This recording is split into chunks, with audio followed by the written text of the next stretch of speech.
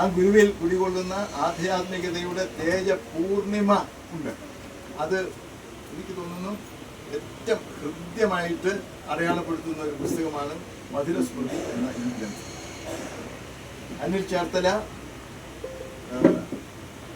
ഗുരുവിന്റെ നാട്ടിൽ നിന്നാണ്, ചന്തിരൂർ എന്ന് പറയുന്ന ഗ്രാമത്തിൽ നിന്ന് തന്നെയാണ് വരുന്നത്. അദ്ദേഹം ഗുരുവിൽ ആകൃഷ്ടനായി ആ ആധ്യാത്മിക പ്രഭാവത്തിൽ പ്രചോദിതനായിട്ട് ശാന്തിഗിരി ആശ്രമത്തിൽ എത്തുകയാണ്. അനിൽ ചേർത്തലയുടെ പുസ്തകം വായിച്ചപ്പോൾ എനിക്ക് അത്ഭുതകരമായ ഒരു തിരിച്ചറിവുണ്ടായി. എന്നെ അത് എല്ലാവരും രോമാഞ്ചം കൊള്ളും കേട്ടോ. ഒരു ശാന്തിഗിരി ആശ്രമം സ്ഥാപിക്കുന്നത് നവംബർ മാസം 16-ാം തീയതിയാണ് എന്നീ പുസ്തകത്തിൽ നിന്നാണ് ഞാൻ മനസ്സിലാക്കിയത്. എൻ്റെ ജന്മദിനം കൂടിയാണ്. വർഷമല്ല, നവംബർ 16-നാണ് ഞാൻ പറഞ്ഞത്. അപ്പോൾ ആ ആശ്രമത്തിൽ എത്രയോ കാലം പോയി, എത്രയോ പ്രാവശ്യം ഗുരുവിൻ്റെ അടുത്തിരുന്ന് വർത്തമാനം പറയാൻ ഭാഗ്യമുണ്ടായ എനിക്ക് അതിനുശേഷം എത്രയോ തവണ അവിടെ ഞാൻ ഓരോ പരിപാടി സംബന്ധിച്ചിട്ടുണ്ട്.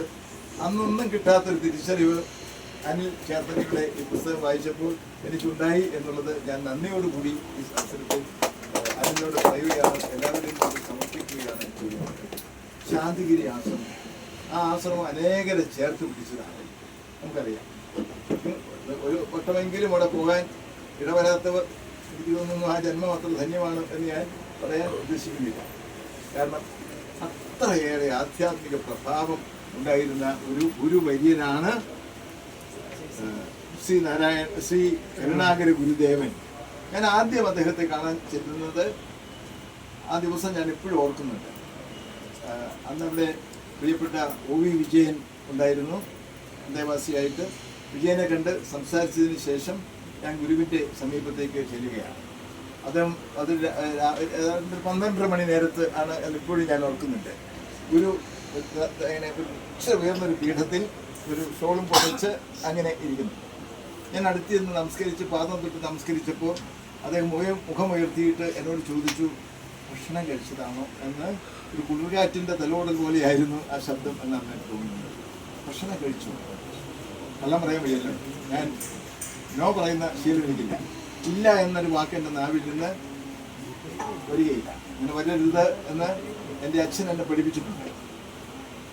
കാരണം കൃഷിക്കാരനാണ് അച്ഛൻ. പക്ഷെ അച്ഛൻ എന്നെ പഠിപ്പിച്ചൊരു വാക്ക് ഇല്ല എന്ന് ഒരു വാക്ക് നാവിൽ നിന്ന് വീഴരുത് എന്നാണ്. ഇപ്പോൾ ശ്രീകുമാർ എന്നോട് ചോദിക്കുകയാണ്, ശ്രീകുമാറിനെ പഠിപ്പിച്ചതാണ്, ശ്രീകുമാറിനെ എനിക്ക് അറിയുകയും ചെയ്യാം. അല്ലെങ്കിൽ വേറൊരു ശ്രീകുമാർ എന്നോട് ചോദിക്കുന്നു, സർ അറിയോ എന്ന് ചോദിച്ചാൽ ഇല്ല എന്ന് ഞാൻ പറയില്ല. പിന്നെന്താണ്, ഉവ് എന്ന് പറയുന്നത് കള്ളമാണ്, കള്ളം പറയാൻ പാടില്ല, അതുകൊണ്ട് അതും പറയില്ല. പകരം ഒന്ന് ചിരിച്ചാൽ മതി എന്നാണ് എൻ്റെ അച്ഛൻ എന്നെ പഠിപ്പിക്കുന്നത്. ചിരിച്ചാൽ മതി. അപ്പോൾ അതിൻ്റെ അർത്ഥം അതാണ്. നമുക്കറിയില്ല, പക്ഷെ ഒരു ചിരിയിലത് മറയ്ക്കുക എന്നാണ്. ഗുരു എന്നോട് ചോദിച്ചു, ഭക്ഷണം കഴിച്ചതാണോ? ഞാൻ എൻ്റെ കുട്ടിക്കാലത്തെ ഓർമ്മ വെച്ചുകൊണ്ട് ഞാൻ വെറുതെ ചിരിച്ചു. ഗുരുവിൻ്റെ ചിരിയുടെ അർത്ഥം മനസ്സിലായി. ശരി, പോയി ഭക്ഷണം കഴിച്ചു വരൂ എന്ന്.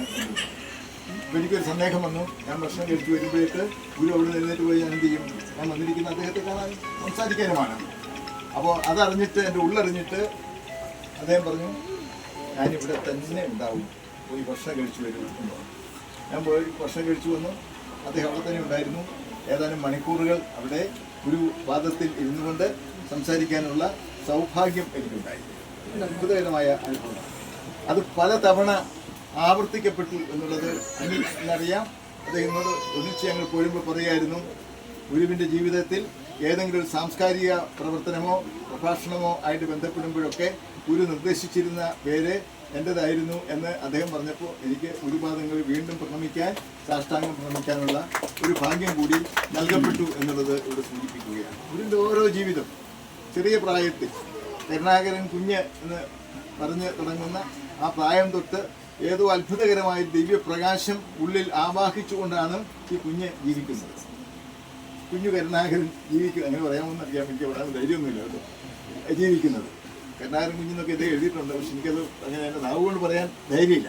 അത്ര ആരാധ്യമായ ആ ദിവ്യ വിഗ്രഹം.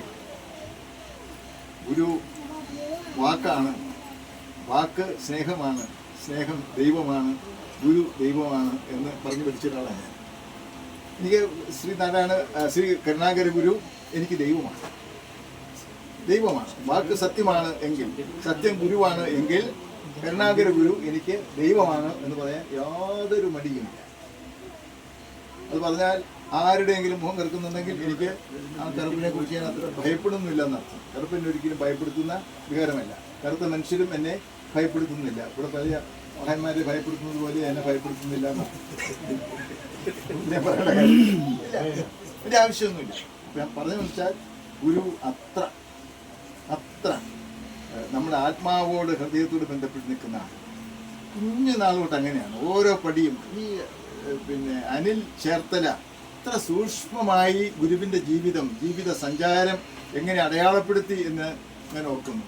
ആ വലിയ ഗുരുവിൻ്റെ അനുഗ്രഹം ഈ ശിരസിൽ പതിഞ്ഞത് കൊണ്ടാണ്, മനസ്സിൽ പതിഞ്ഞിരിക്കുന്നത് കൊണ്ടാണ് ഇങ്ങനെ ഒരു സഞ്ചാരം അനുധാവനം ചെയ്യുന്നതിന് സാധിക്കുന്നത്. അത്ര ഒരു എന്താ പറയുക, നമ്മുടെ ആത്മസാത്മീകരണം എന്ന് പറയില്ലേ, മനസ്സതിൽ ലയിപ്പിക്കുക.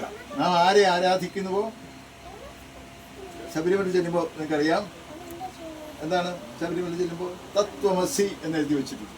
തത്വം അസി, അത് നീ തന്നെയാണ്. നീ ആരെ തേടി വന്നിരിക്കുന്നുവോ ആ ആൾ നീ തന്നെയാണ് എന്ന് പറയുന്നത് പോലെ നീ ആരെക്കുറിച്ച് എഴുതുന്നുവോ ആ ആൾ നീ തന്നെയാണ്.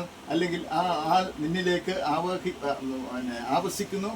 ആ സത്യം നിങ്ങളെ പിടിച്ച് നിർത്തുന്നു, ചേർത്ത് പിടിക്കുന്നു എന്ന് നമ്മൾ പറയുന്നതിനുള്ള അനുഭവം ഈ പുസ്തക രചനയിൽ അനിൽ ചേർത്തലയ്ക്ക് മാർഗദർശകമായി ഉണ്ടായിട്ടുണ്ട് എന്നുള്ളതിൽ എനിക്ക് യാതൊരു സംശയമില്ല. അങ്ങനെ 9ാമത്തെ പുസ്തകമെന്ന് എനിക്ക് തോന്നുന്നത്. 2 പുസ്തകമായിട്ട് ഇതിനു മുമ്പ് എനിക്ക് ബന്ധപ്പെടാൻ ഭാഗ്യം ഉണ്ടായിട്ടുണ്ട്. അവതാരി എഴുതാനൊക്കെ എന്നെ ആവശ്യപ്പെട്ടിട്ടുണ്ട്, ഞാനത് ചെയ്തിട്ടുമുണ്ട്. പക്ഷെ അവിടെ നിന്നൊക്കെ വളർന്നിട്ട് അനിൽ ചേർത്തല ഒരു ആധ്യാത്മികതയുടെ പരകോടിയിൽ ജീവിച്ചിരുന്ന ഒരു മഹാഗുരുവിൻ്റെ ആ ഒരു ആത്മീയത സ്വാംശീകരിച്ചുകൊണ്ട് ആരോ നിങ്ങളെ കൊണ്ട് ഇത് എഴുതിക്കുകയാണ് ചെയ്യുന്നത്. ഗുരു ആരോ അല്ല, ഗുരു നിങ്ങളെ കൊണ്ട് ഈ പുസ്തകം എഴുതിക്കുകയായിരുന്നു എന്ന് ഞാൻ ഓർക്കുകയാണ്. ഗുരുവിനോട് ബന്ധപ്പെട്ട ആളുകൾ, ഗുരു സഞ്ചരിച്ച ആ വഴികൾ